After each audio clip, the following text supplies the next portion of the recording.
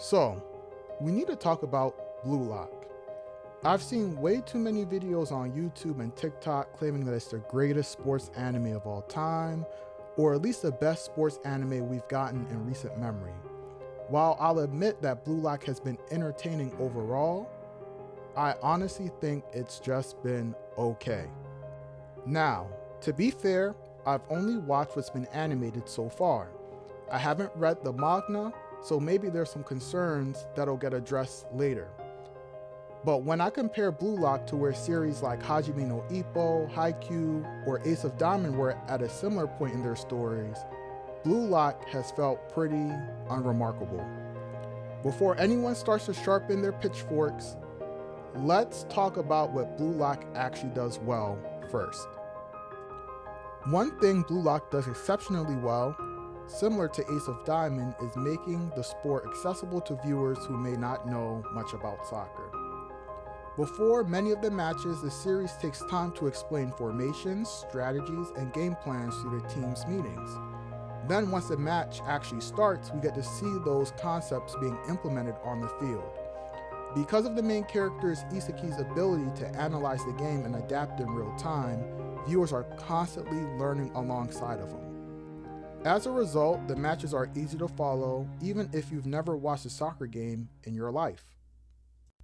Throughout the series, we're also introduced to different soccer techniques, terminology, and skills without it feeling like a lecture.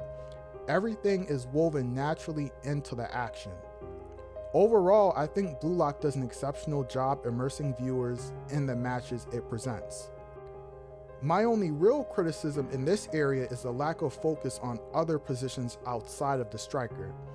Now I understand why this happens. The entire premise of the series is about creating the world's greatest striker, so naturally most of the attention is going to be placed on the goal scorers. But soccer is a sport made up of multiple positions, each with its own importance and skill set. In the case of Blue Lock, for most of the anime, those other positions feel largely absent. To that point, ironically, when Blue Lock finally starts giving attention to those other positions during the Blue Lock 11 versus Japan Under-20 arc, I found myself enjoying the matches even more. Take Oliver for example. The primary reason I found him so interesting was because he wasn't trying to be the world's greatest striker, his dream was to become the world's greatest defender. Learning about his motivations and backstory added a layer of depth that many of the strikers in the series lacked for me. It was a reminder for me, and it was refreshing to see that the series recognized soccer isn't just about scoring goals. Defenders, midfielders, and goalkeepers all have their own stories and ambitions too. Had the anime spent more time exploring those perspectives earlier on, I think the overall story would have benefited largely from it. All of that being said, even with this criticism, I still think Blue Lock does an exceptional job making its matches entertaining and keeping viewers invested. Now, let's talk about my gripes. First, let's get the obvious one out the way. The show's premise is ridiculously unrealistic. Now, I'm not saying sports anime need to be completely realistic. If they were, we probably wouldn't have half of the iconic moments that make these series so much fun. But from what we're shown in the anime, Ego basically gathers a bunch of elite high school soccer players and tells them, join the Blue Lock program or potentially kiss your future with Japan's national team goodbye.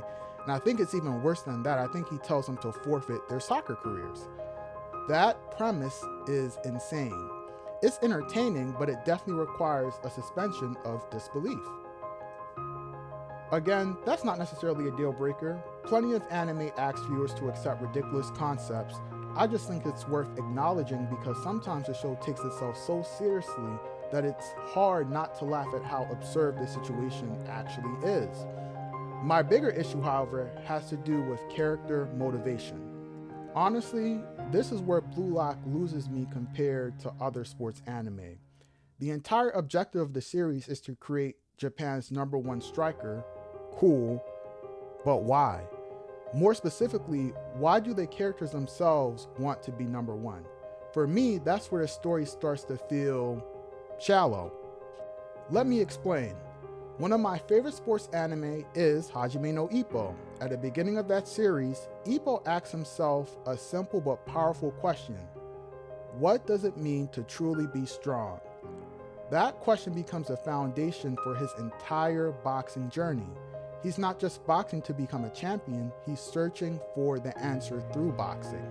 Every fight, every victory, and every loss contributes to that central theme. I don't really get that from Blue Lock. Isagi wants to become Japan's best striker, okay, but what's the deeper reason? What is he actively trying to prove? What question is he trying to answer? What drives him beyond simply being the best? And before someone says because he wants to win, that's exactly my point. Winning by itself isn't a compelling motivation. The strongest sports stories, specifically in anime, usually have something deeper underneath the competition. Maybe this is just a personal preference. Maybe I'm reading too deeply into a series that was never trying to be that kind of story in the first place. And to be fair, maybe the anime simply hasn't reached those character moments / motivations yet. But based on what I've seen so far, I haven't connected with the cast nearly as much as I did with characters from Haikyuu, Ace of Diamond, or Hajime no Ippo. Overall, Blue Lock has been a pretty fun watch. Personally, I thought the beginning of the series was pretty slow.